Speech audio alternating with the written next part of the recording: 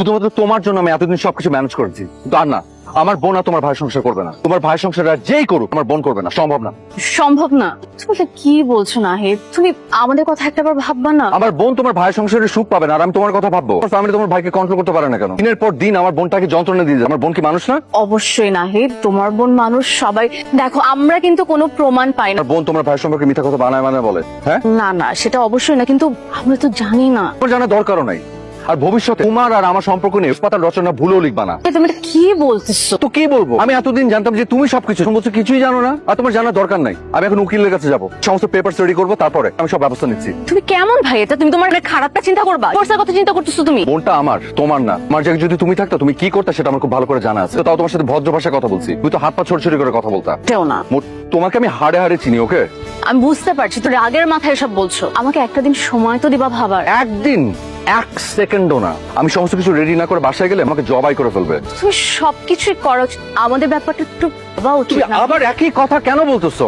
আমার বোন যন্ত্রণার মধ্যে থাকবে, তুমি যে প্রেমের মুডে নাই, দায়িত্বশীল ভাইয়ের মুডে আছি। আগে আমার বোন, তারপর আমার সমস্ত কিছু, প্রেম ভালোবাসা সব। তুমি আসলে এরকম হার্ড লাইনের মধ্যে। তো আর উপায়টা কি? কি করবো আমি? এতদিন তো অনেক ম্যানেজ করার চেষ্টা করছি, এখন কি? আমার আসলে ভুল হয়েছে, তোমার সাথে কোনো রিলেশনে যাওয়ার একদম উচিত হয় নাই। তুমি কাঁদতেছো কেন? কি করবো আমি? আমার ভাইয়ের সাথে তুমি আমাকে দিচ্ছ? মোটেই না। সবকিছু ক্লোজ হলে তোমার জন্য ভালো, আমার জন্য ভালো। এরকম ভালো দরকার নাই আমার। এই ভালো দরকার তোমার না থাকতে পারে, আমার আছে। আমি সারা জীবন শখ করে ওই অশান্তি পালতে পারবো না। এভাবে না টাকা থেকে না মায়া বাড়ানোর কোনো মানে হয় না। প্রতিশোধ নিতে পারবা? কি প্রতিশোধ? কিরে, তুই এখনো জুসটা খাসনি না? না খেয়ে থাকলে শরীর খারাপ করবে মা। আমার কিছু ভালো লাগছে না। ভালো লাগবে, নাইট ফিরুক, সবকিছু ঠিক হয়ে যাবে। আয়, আমি নিজ হাতে জুসটা খাইয়ে দিই। শোনো মা, আমি কিন্তু আর ওই বাড়িতে যাব না। আরে কি আশ্চর্য, তুই ও বাড়িতে যাবি মানে? আমি ডিভোর্স পেপার রেডি করছি কার জন্য? এবার তুই যেতে চাইলেও তো আমি যেতে দিব না, অনেক সহ্য করেছি। আর না, তোর কাল নাগিনী শাশুড়ি। তুমি ধরবে না মা? ধরবো না মানে 100 বার ধরবো। কি ওনাকে ভয় পাই নাকি? দেখ না, তোর শাশুড়িকে এভাবে সাহায্য করি। হ্যালো, কেমন আছেন আপা? আসসালামু আলাইকুম। আমি কেমন আছি সেটা জানার দরকার নাই আপনার। কিসের জন্য ফোন করেছেন সেটা বলেন। আমার খোঁজ খবর করার অনেক মানুষ আছে। এটা কেমন কথা বলছেন আপা? আপনার সঙ্গে তো আর ভালোভাবে কথা বলতে পারবো না, সেই যোগ্যতা আপনার নেই।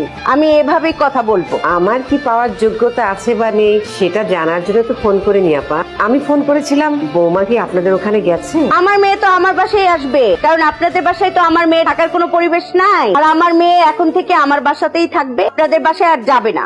মানে? মানে ডিভোর্স পেপার রেডি করেছি, আপনার ছেলেকে বলবেন করার জন্য রেডি থাকতে। এসব আপনি কি বলছেন আপা? আশ্চর্য, আমি তো সব কথা বাংলাতেই বললাম। আচ্ছা, আপনি যদি তাও না বুঝে থাকেন, আমি আবারও বলছি, মনোযোগ দিয়ে কান খাড়া করে শুনেন। রেডি তো? না না, ঠিক আছে।